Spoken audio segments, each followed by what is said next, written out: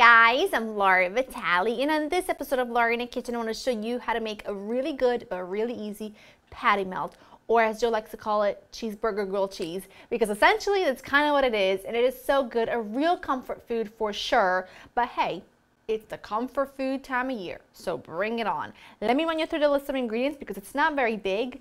You need some ground beef, sliced yellow onion. I love to use some dry minced onion, granulated garlic, some salt-free steak seasoning, Worcestershire sauce, unsalted butter. I'm using rye bread. My two favorite choices are either rye bread or sourdough, but I prefer rye bread. And in terms of the cheese, my favorite is a classic white American. You can use Swiss, which is a bit more traditional, but hey, whatever you like, that's what you use. And then I also think that a mixture of mayo and ketchup just takes it over the top.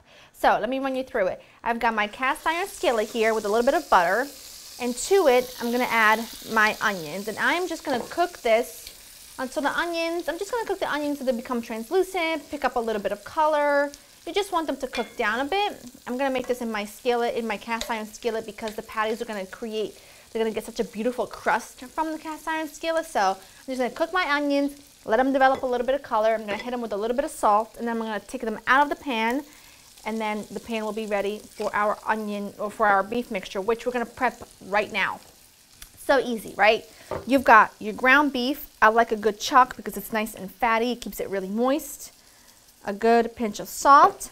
Now these I think are essential. I've got dry onion, garlic, and salt-free steak seasoning. Why salt-free, you might ask? Because I find that a lot of steak seasonings are really salty, and by the time I add enough to get the flavor that I like, then everything is super salted. So I'm going to just use salt-free and add the salt myself so that I can control it better. And then your Worcestershire sauce. And then you're just going to mesh everything with your hands until incorporated, and then you're going to form patties. I'm going to form 4 patties today, but you can form 6, you can form however big you want them. That's how you form them. All right, my patties are formed. You want to make them nice and thin, at least that's how I like to make them anyway. That way they get really crunchy around, they get a good crust. And you just place them in your hot cast iron. You don't need to add any fat to this. There's a little bit of butter remaining, so that is perfect. And last one. And you want to make sure that you do the best that you can to form them similarly in size to your slices of bread, but really if the patty is bigger than the bread, who cares, am I right? I'm gonna go wash my hands. Those just need about 2 to 3 minutes on each side to cook. My heat is on medium high. Once they are fully cooked, I'm going to place them on a clean plate, and then we're gonna go ahead and build our sandwich and get it nice and crispy. It's just gonna be literally to die for. My patties are fully cooked. Keep in mind, they do shrink quite a bit when you cook them. I'm going to make 2 for now, and then I'll make 2 later. So this is what I do. You take your bread, right?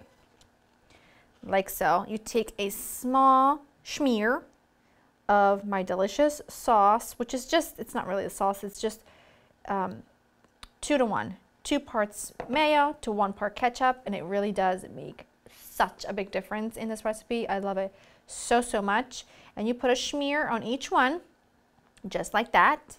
Then you take a slice of cheese, and I just like to kind of cut things to make them fit, because I don't like when things go outside too much, because then I feel like it's kind of wasted a little bit, you know what I mean? So I just cut around it.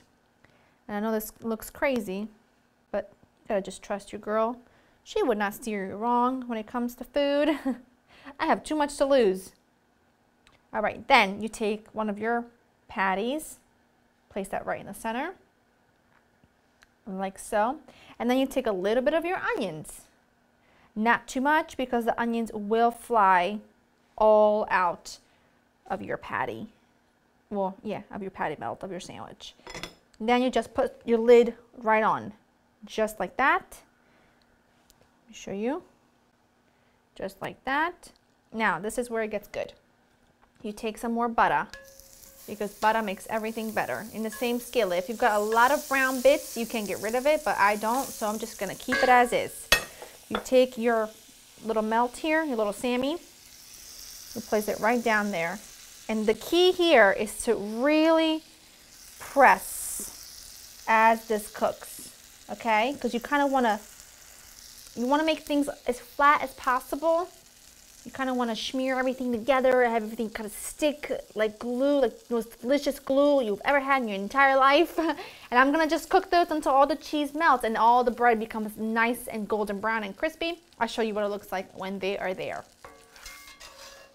Look how gorgeous that is. Second one done. First one already where it needs to be. Oh my goodness. This is going to be outrageous. I just know it. Dun dun dun. Dun dun dun dun dun. Oh, this is going to be hot though. I'm so excited. I'm so excited about this. You have no idea.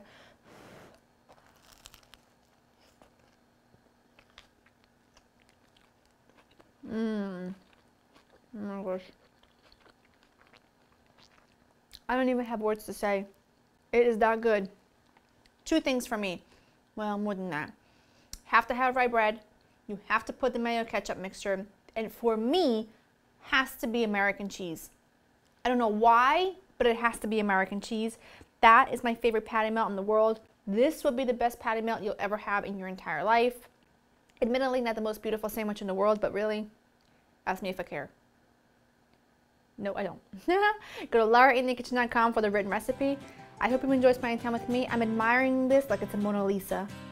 I hope you enjoyed spending time with me, and I'll see you next time. Bye.